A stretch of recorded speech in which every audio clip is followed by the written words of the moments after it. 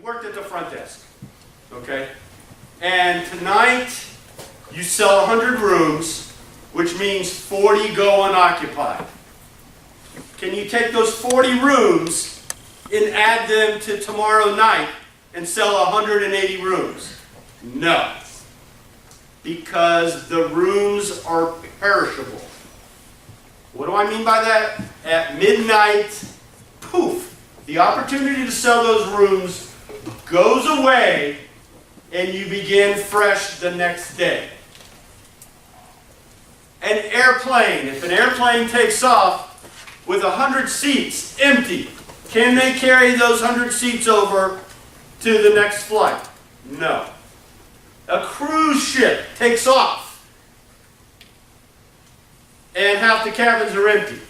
Can they carry those over to the next one? No. That's what we mean by perishability. Okay? Now, what's your name again? Heather. Let's say you work at Publix, and you're the manager of Publix. And I'm a shopper, I walk around, and I see the tuna fish. $2 a can. Is that what tuna fish goes for now? I don't. It's $2 a can. I go to you, I say, Heather, let's make a deal. I'll pay you $1 for this can of tuna fish. What are you going to tell me? It's $2. Get out of here. You're wasting my time. Go away. Right?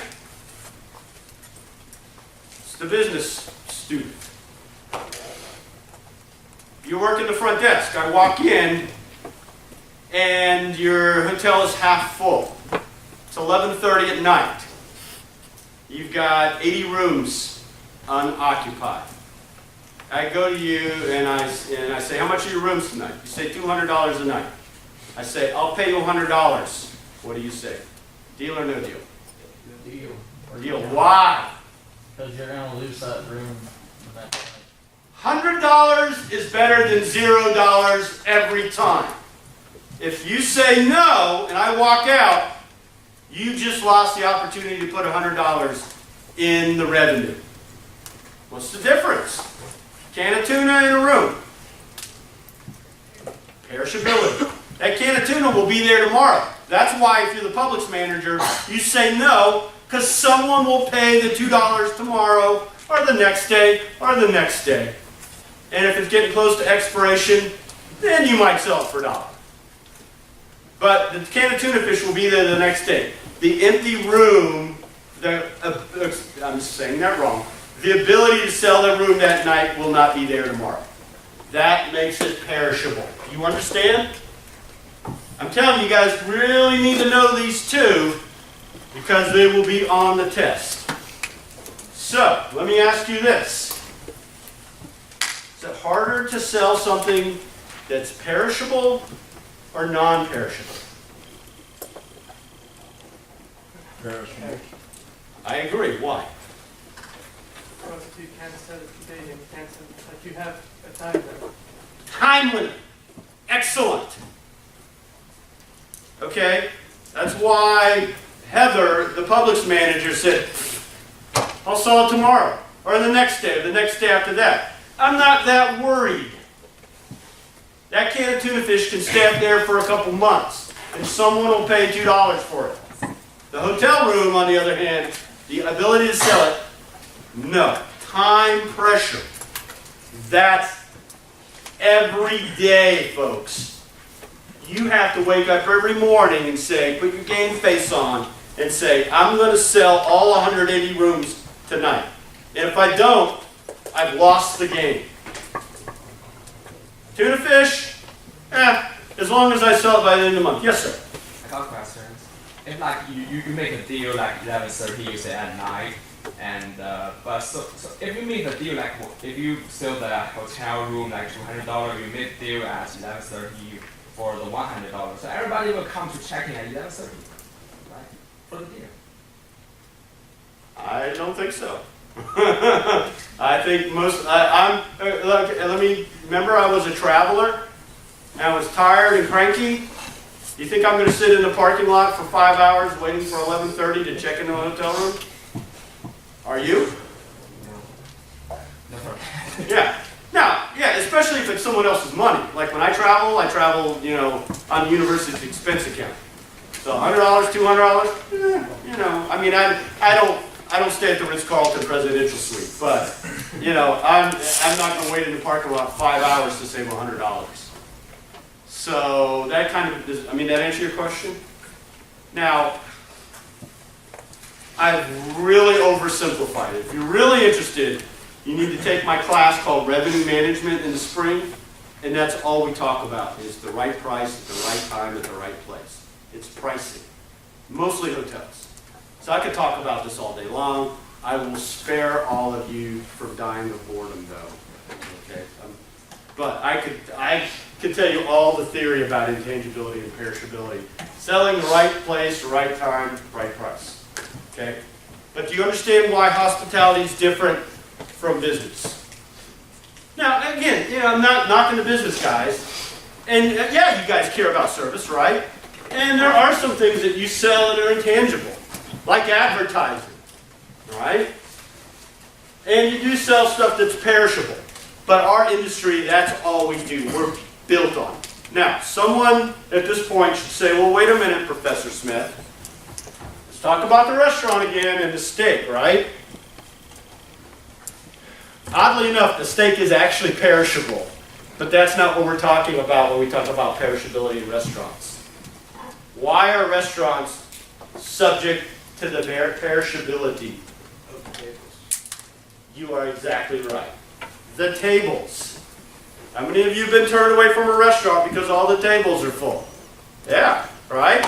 And they say, okay, got an hour to wait. What do? Yeah, I'll go somewhere else. I don't. Well, probably in the last 15 years, the most I've waited was 20 minutes. Okay?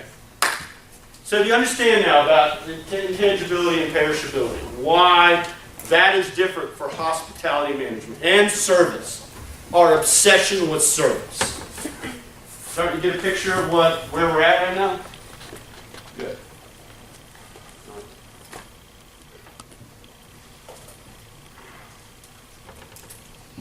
I'm big into quotes. Guy by the name of Ben Franklin, right? What president was Ben Franklin? Good. Sometimes I'll get someone to bite on. Ben Franklin was never our president, right? But Ben Franklin said, the taste of the roast depends on the handshake of the host. Let me say that again. The taste of the roast depends on the handshake of the host. What did Ben mean by that? He wasn't rapping and trying to rhyme and all that other stuff. Well, if something's good and you still get really bad service and you get really bad stuff, it's going to be final. Yeah, say it loud for everyone. He said, the service matters. The service matters. Agree or disagree with Ben Franklin? No one wants to disagree with one of our founding fathers? No, obviously I believe it. Yes, sir. I mean, like, you say your wife doesn't like going to buffets, but, like, Doc's Barbecue is amazing. And, like, I go there just for the food and it's a buffet. Where's that? There's one on Shop Road. What's the name of it? Doc's Barbecue. Doc's Barbecue. Okay, I'm going to put that on my list. And if it's not good, you fail the class. What if it is good? Hey, if it's good, you get to keep going in the class. Actually, I'll publicly acknowledge, what's your name? Wells. Wells? I'll come in and say, Wells was right. Awesome barbecue. But I had to know that I'm a barbecue connoisseur, so. It's probably the best in town, to be honest. Really? Yeah. You better Southern Valley? It's different. So, I mean, Southern Belle only has sandwiches. They have like a line of like all sorts of food. It's really good stuff. Palmetto Pig? Palmetto Pig's black. Palmetto Pig's black. Okay, yeah, I know this is true. If you want to give people in your class talk, you either talk about college football or barbecue in the state of South Carolina. Trust me. Okay. Anyways, so let me point to you the scientific evidence behind this. Okay? we've done studies that use the exact same food, prepared exactly the same,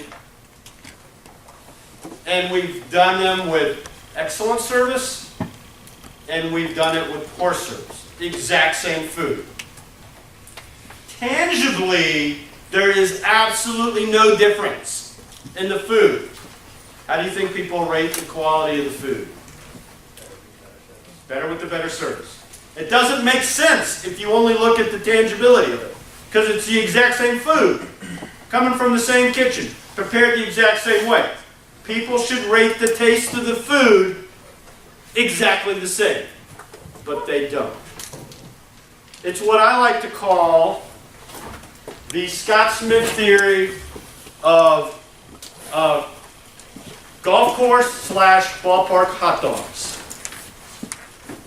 Anybody eat hot dogs on the golf course or at a baseball game? How are they? They're pretty good. I guarantee you if it was the same hot dog that you ate at home, it fixed exactly the same way. Do you think it would taste as good? No, I don't think. What do you think? It tastes better. Why? Because you're with your buddies on the golf course, right? And you're having a good time and you're not at work. And so life is good, and so food tastes just a little bit better. Even if it's the exact same food, I submit to you it tastes better. Even though logically it shouldn't, because the tangible prospect says it's the same food. Okay? So that's what Ben means. And I agree with him. We've got to find a better place for this. All right. So, we're talking about hospitality. Remember, I told you on day one, I'm going to tell you the wonderful things about hospitality. But I'm also going to tell you some things that people don't like about hospitality. And if this lecture turns you off to the industry, great, because now you know, right? When's that drop? Tomorrow. If you don't, if you're thinking of hospitality and after this lecture, you say, I picked the wrong